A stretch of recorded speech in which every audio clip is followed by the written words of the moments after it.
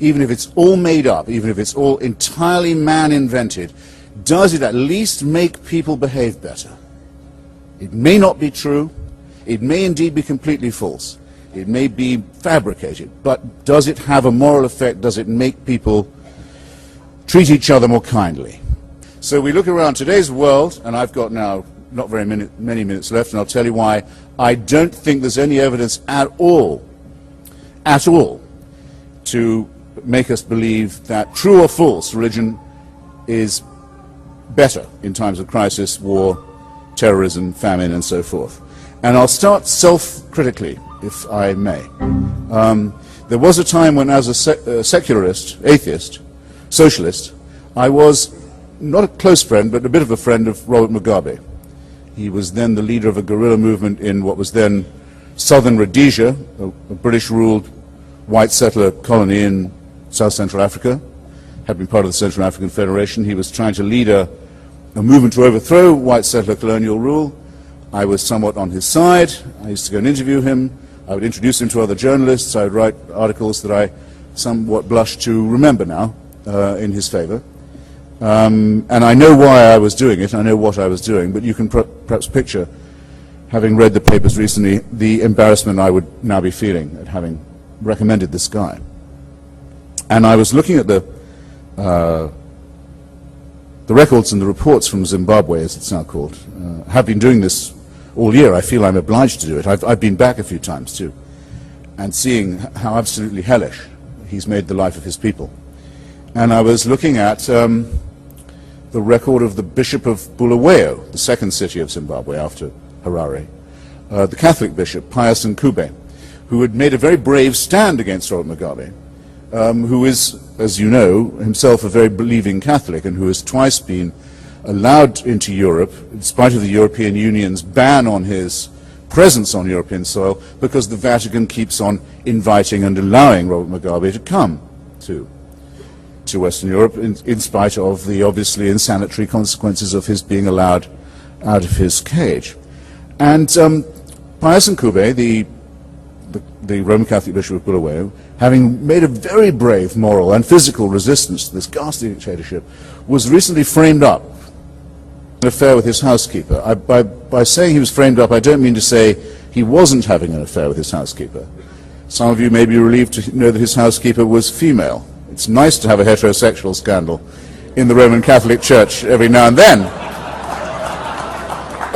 And I dare say he didn't have to be tempted all that much. I mean to say the frame-up was the videoing of it by Robert Mugabe's secret police, the transmission of this on prime time on Zimbabwe TV, the ghastliness of the way in which this setup was conducted. And Pius Nkube goes. The Vatican says, that's it. You're no longer the Roman Catholic Archbishop of Bulawayo. You have to go. You've gone too far. Robert Mugabe, the communicant, the daily Catholic communicant who thanks God for his electoral victory, has not been forbidden the sacraments, hasn't been excommunicated, hasn't. Now, Pius Nkube, the Bishop of Bulawayo, had an affair with his housekeeper. Robert Mugabe has subjected his entire country to torture, famine, theft, expropriation, death, death squads, and the rest.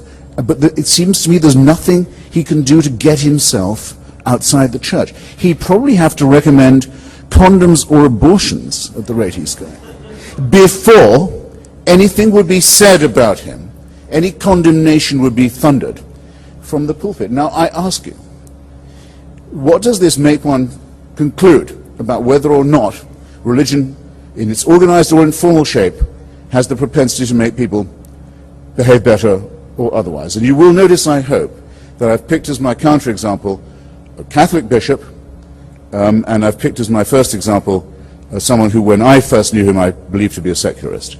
So I hope you won't think I've picked a soft or easy target. Let me move on a little, just since we're doing a tour d'horizon of our troubled globe at present.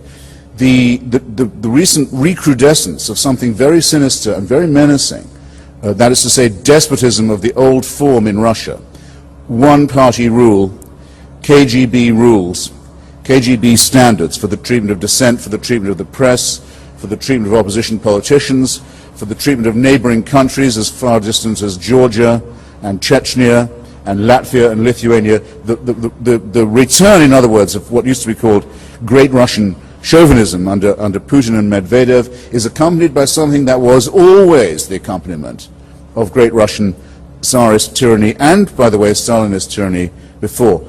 Over the shoulder of the dictator stands, every time you see it, the black cowled figure of the Russian Orthodox bishop, claiming, as they do now, and as they're freely granted by Putin and Medvedev, exclusive right to be the state church. No other Christian church is allowed even to recruit or proselytize in Russia, let alone a Jewish or Islamic force. Not allowed at all. When Medvedev takes his oath of office as president, he takes it with an archbishop holding an icon up for him to kiss. You may remember that in the very strong field of stupid remarks made by President Bush, probably the stupidest, this is a very competitive selection, was his meeting with Vladimir Putin, where he said, as soon as he saw that he was wearing his grandmother's crucifix, he could look into his eyes and know that he was a sincere and decent man. Doesn't anyone here feel a moan of shame that any American president could make such a statement and be so uncritically received for it?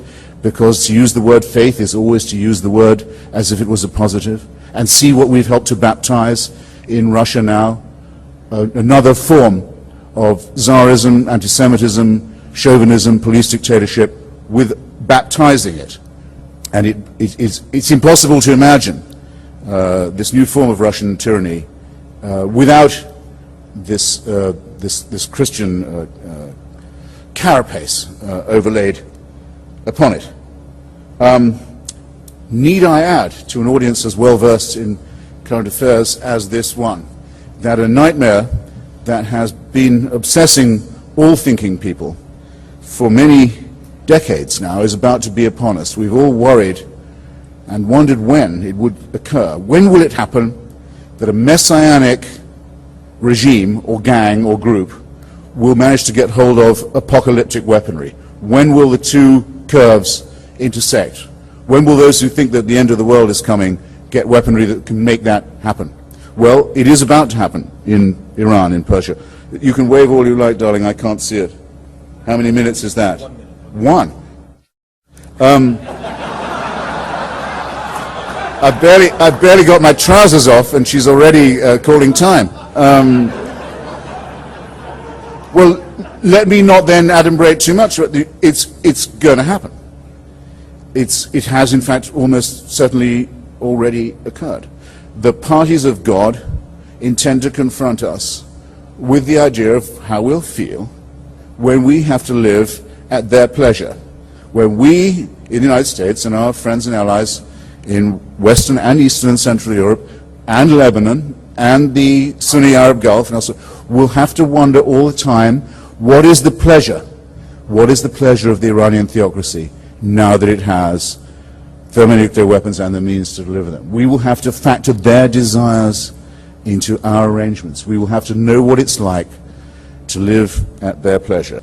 That is why I say in my book, and that's why I say in all my, that the origins of totalitarianism are theocratic.